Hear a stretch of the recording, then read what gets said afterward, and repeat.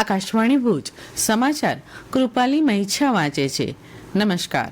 ગુજરાતના ગોબર્ધન અને grey water management project માટે રાજ્ય સરકારને દિલ્હી ખાતે ISCFICCI સેનિટેશન 2024 એવોર્ડ એનાયત કરવામાં આવ્યો છે. આજે FICCI ફેડરેશન હાઉસ દિલ્હી ખાતે આયોજિત ISCFICCI સેનિટેશન એવોર્ડની 8મી આવૃત્તિમાં ગુજરાતને આ પુરસ્કાર અર્પણ કરવામાં આવ્યો છે. આ અંગે ગ્રામ વિકાસ મંત્રી રાઘવજી પટેલે જણાવ્યું હતું કે ગુજરાત સરકાર તરફથી ગ્રામ વિકાસ કમિશનર કચેરી દ્વારા 4 કેટેગરીમાં નામાંકન કરવામાં આવ્યું હતું. એવોર્ડ કમિટી દ્વારા સરકાર માટે ખાસ સન્માન કેટેગરી હેઠળ ગુજરાતના ગોબર્ધન અને ગ્રે વોટર મેનેજમેન્ટ પ્રોજેક્ટની પસંદગી કરી હતી. શ્રી પટેલે જણાવ્યું કે ગોબર્ધન યોજના હેઠળ ઘન કચરા વ્યવસ્થાપન માટે ગુજરાતમાં અત્યાર સુધીમાં કુલ 7,411 બાયોગેસ પ્લાન્ટ સ્થાપિત કરવામાં આવ્યા છે. નમો લક્ષ્મી યોજના હેઠળ રાજ્યમાં અત્યાર સુધીમાં 10 લાખ વિદ્યાર્થીનીઓને 138 કરોડ રૂપિયાની સહાય આપવામાં આવી છે. આ યોજના હેઠળ 4 વર્ષ દરમિયાન ધોરણ 9 થી 12માં ભણતી વિદ્યાર્થીઓને 50,000 રૂપિયાની આર્થિક સહાય આપવામાં આવે છે. આ વર્ષના બજેટમાં આ યોજના માટે 1250 કરોડ રૂપિયાની જોગવાઈ કરવામાં આવી છે. ગુજરાત તેમજ કેન્દ્રીય શિક્ષણ બોર્ડ સંલગ્ન શાળાઓમાં માધ્યમિક અને ઉચ્ચતર માધ્યમિકમાં અભ્યાસ કરતી વિદ્યાર્થીઓ આ યોજના માટે અરજી કરી શકે છે, જે માટે શાળામાં ધોરણ 8 પૂરું કરી અને ધોરણ 9માં પ્રવેશ મેળવ્યો હોવો જોઈએ, તેમજ પરિવારની વાર્ષિક આવક 6 લાખ રૂપિયા અથવા તેનાથી ઓછી હોવી જોઈએ. રાજ્ય સરકારે આર્થિક કારણોસર પ્રાથમિક શિક્ષણ પછી અભ્યાસ છોડનાર વિદ્યાર્થીઓનું સંપૂર્ણ શાળાકીય શિક્ષણ પૂર્ણ કરવાના હેતુથી નમો લક્ષ્મી યોજના શરૂ કરી છે. આ તમામ પાત્રતા ધરાવતી વિદ્યાર્થીઓ ધોરણ 9 અને 10 પૂર્ણ કરવા પર 20,000 રૂપિયા આપવામાં આવશે.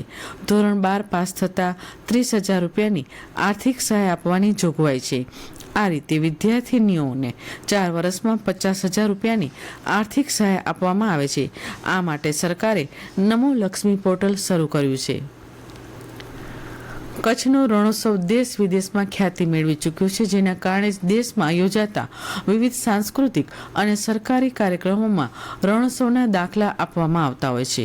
હાલમાં જ દિલ્હી હેન્ડલૂમ એક્સપોર્ટ પ્રમોશન કાઉન્સિલના સહયોગથી હેન્ડલૂમ ડેવલપમેન્ટ કમિશનર ટેક્સટાઇલ મંત્રાલયના કાર્યક્રમ દ્વારા આયોજિત GI અને બિયોન્ડ સમિટ સંપન્ન થઈ હતી, જેમાં કેન્દ્રીય મંત્રીએ કચ્છના રણોત્સવની થીમ પર રાજ્યોએ GI ટેગવાળા ઉત્પાદનોના પ્રમોશન અને માર્કેટિંગ માટે વિશેષ ટ્રેડ ફેસ્ટિવલનું આયોજન કરવું જોઈએ તેવી અપીલ કરી હતી. હવામાન વિભાગે આગામી 7 દિવસ દરમિયાન રાજ્યભરમાં વાતાવરણ સૂકું રહેવાની આગાહી કરી છે. હવામાન ખાતાના જણાવ્યા મુજબ આગામી 3 દિવસ બાદ તાપમાનમાં 1 થી 2 ડિગ્રી સેલ્સિયસનો ઘટાડો થવાની પણ સંભાવના છે. દરમિયાન રાજ્યમાં છેલ્લા 24 કલાક દરમિયાન સૌથી ઓછું 11.4 ડિગ્રી સેલ્સિયસ તાપમાન ગાંધીનગરમાં નોંધાયું હતું, તો જિલ્લાના નલિયામાં 13.8 ડિગ્રી ન્યૂનતમ ઉષ્ણતામાન નોંધાયું હતું. કંડલામાં 18.9 ડિગ્રી અને ભુજમાં 17.9 ન્યૂનતમ ઉષ્ણતામાન નોંધાયું હતું, તો રાજ્યમાં 33.8 ડિગ્રી મહત્તમ ઉષ્ણતામાન સાથે ભુજ રાજ્યમાં સૌથી ગરમ મથક બન્યું હતું, જ્યારે નલિયા અને કંડલામાં મહત્તમ ઉષ્ણતામાન 33 ડિગ્રી નોંધાયું હતું. સવાર અને સાંજે ઠંડીનો અનુભવ થઈ રહ્યો છે, જ્યારે દિવસના ભાગે ગરમીના કારણે જિલ્લામાં બેવડી ઋતુ અનુભવાઈ રહી છે. માતૃભૂમિના રક્ષણ કાર્ય શહીદ થતા શૂરવીર જવાનોને તેના પરિવારજનો પ્રતિ સન્માનની લાગણી પ્રદર્શિત કરવા અને કલ્યાણકારી પ્રવૃત્તિઓને વેગ મળે તે માટે દીનદયાળ પોર્ટ દ્વારા ₹14 લાખનો ચેક સશસ્ત્ર સેના ધ્વજ દિન ફાળામાં અર્પણ કરવામાં આવ્યો હતો. ગત વર્ષે પણ 12 લાખની માતબર સહાય આ ફંડમાં પોર્ટ દ્વારા આપવામાં આવી હતી. આ સાથે આ સમાચાર બુલેટિન સમાપ્ત થયું. નમસ્કાર.